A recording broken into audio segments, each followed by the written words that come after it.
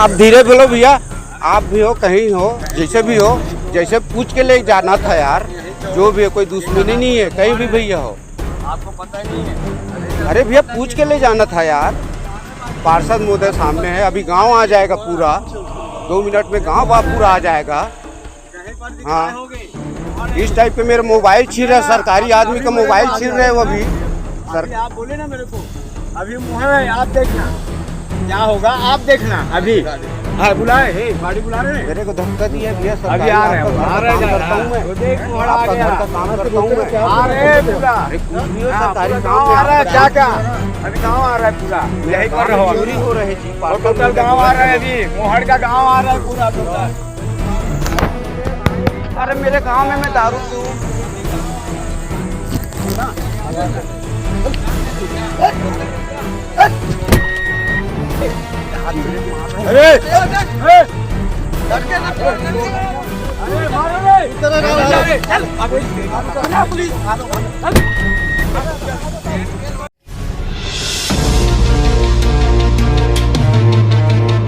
कल रात को मोहड़ में जो घटना हुई है, रेत चोरी करने के लिए जो तस्कर लोग गए, वो लोगों को गांव वालों ने रोका, गांव वालों से झड़प हुई और वो लोग फायरिंग करते हुए वहां से निकले।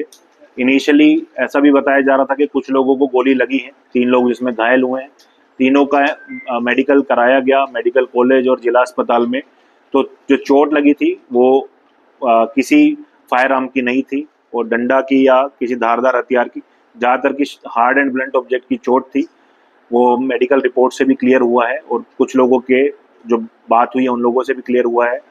लेकिन चूंकि बताया गया था कि गोली चली है, गोली की आवाज़ लोगों ने सुनी थी, तो आज सुबह ही पूरे एरिया को स्वीप कराया गया जो पूरा घटना स्थल था, और वहाँ से हम लोगों को 3 खाली खोखे और एक राउंड की टिप जो होती है, पैलेट बोलते हैं जिसको, वो रिकवर हुई है। घटना में ऑलरेडी कल रात को ही एफआईआर हो गई है, जिसमें माइनिंग एक्ट 307 और मारपीट जैसे गंभीर मामलों में ऑलरेडी एफआईआर दर्ज हो गई है। साथ ही साथ राउंड्स मिलने के बाद हम लोगों ने उसमें आर्म्स एक्ट भी जोड़ दिया है। इसमें 2 लोगों की गिरफ्तारी हो चुकी है, जो रात में ही जिन लोगों को गांव वालों ने घेरा था, पहले उन्हें बचाकर निकाला गया, बाकायदा उनको कस्टडी में लिया गया और पूछताछ के बाद उन दोनों को गिरफ्तार भी किया गया, जिसमें जेसीबी चालक जो वहाँ पे मौके पे जेसीबी थी उसका चालक भगवती निषाद और मोहड़ का पार्षद संजय रजक, इन दोनों को गिरफ्तार कर आज विधिवत रिमांड पे भेजा जा रहा है। साथ ही साथ इसमें जो गाड़ी यूज हुई थी जेसीबी, और साथ ही साथ एक हाईवा का भी पता लगा, उन दोनों गाड़ियों को भी जब्त कर लिया गया है। इस घटना में अभी और भी बहुत लोगों की गिरफ्तारी होनी बची है। हम लोगों को संख्या बताई गई है 7 से 8 लोग अभी 2 गाड़ियों में, एक ग्रे कलर की गाड़ी और एक वाइट कलर की गाड़ी में भागे हैं। गांव वालों से हम लोगों को कुछ वीडियोस भी प्राप्त हुए, शायद आप लोगों के संज्ञान में भी वो वीडियोस होंगे। उसमें एक गाड़ी का नंबर भी दिख रहा है, एमपी की गाड़ी है जो ग्वालियर में रजिस्टर्ड है। तो हमारी टीम सब जगह गई हुई है। साथ ही साथ कुछ लोगों की वीडियो भी आई है गाड़ी से उतरते हुए, उन लोगों की भी शिनाख्त हम लोग करा रहे हैं। पैरेलली मल्टीपल टीम्स इसमें लगी हुई है और इसमें और भी बहुत लोगों की गिरफ्तारी होनी अभी शेष है। 4 टीम हमारी ऑलरेडी बाहर हैं इसमें, और 2 टीम यहाँ पे जो विश्लेषण के लिए, टेक्निकल डाटा के लिए वो अलग से लगी हुई है।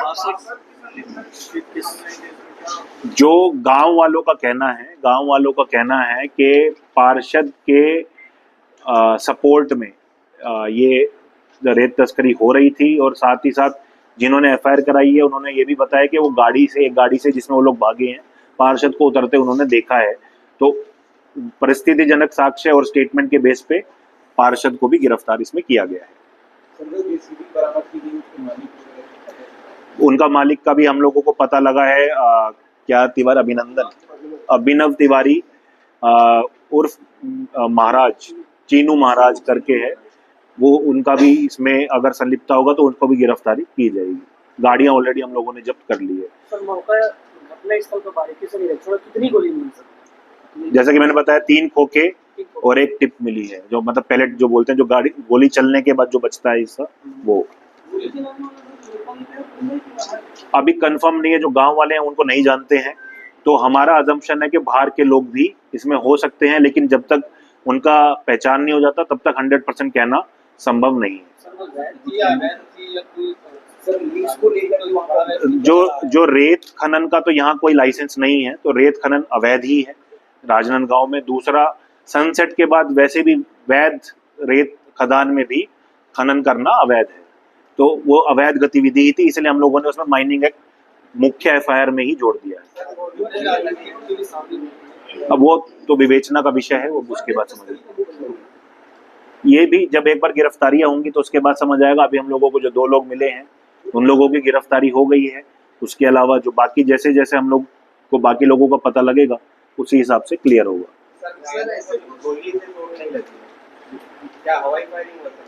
गांव वालों का कहना यही है, शुरू से गांव वाले बोले थे हवाई फायरिंग हुई है, उन्होंने आवाज सुनी है।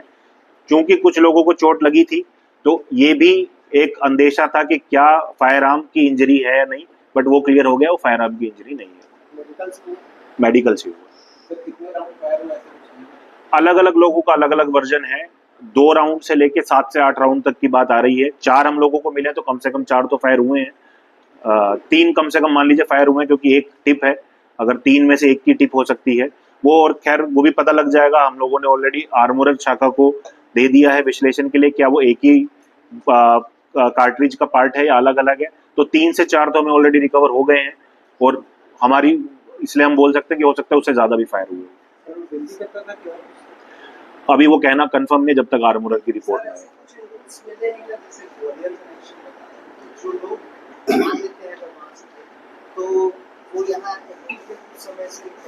अब वो एक बार गिरफ्तारी होगी और विवेचना होगी तो ही समझ आएगा। जैसा कि गाड़ी का मैंने बताया, जो गाड़ी नंबर आया है, गाड़ी ग्वालियर रजिस्टर्ड है।